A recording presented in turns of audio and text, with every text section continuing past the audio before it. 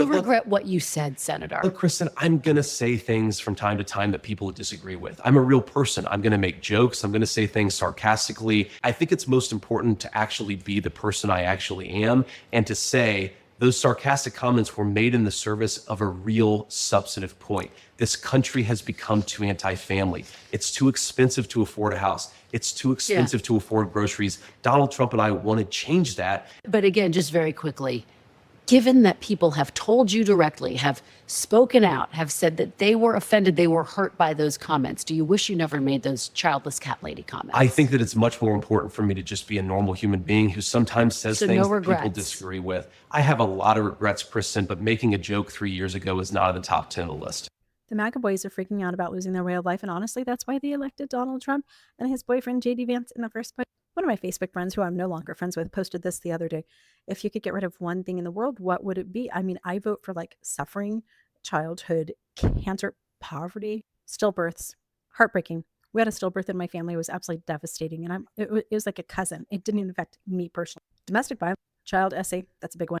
I clicked in the comment section. There were like 6,000 comments, and most of them said liberals, Democrats, feminists. Now, it always kind of cracks me up as a self-proclaimed feminist that feminists get such a bad rap in the MAGA movement, that these boys don't want women to be independent and like out there on their own, making their own money.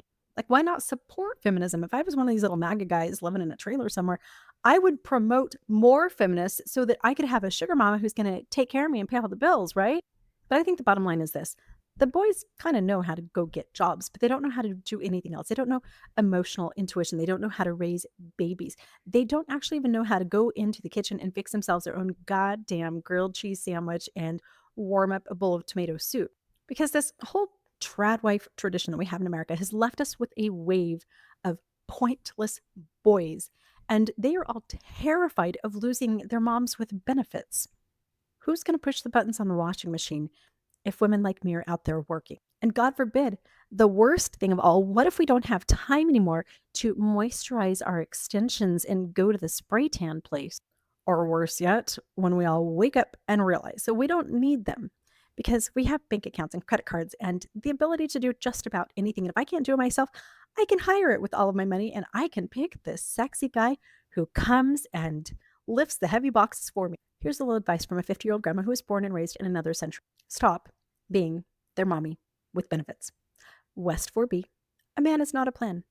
Never was, never should be. And let's all stop breeding with narcissists. In a couple generations, this will all die off, and we will be so much better for it. The future will thank you.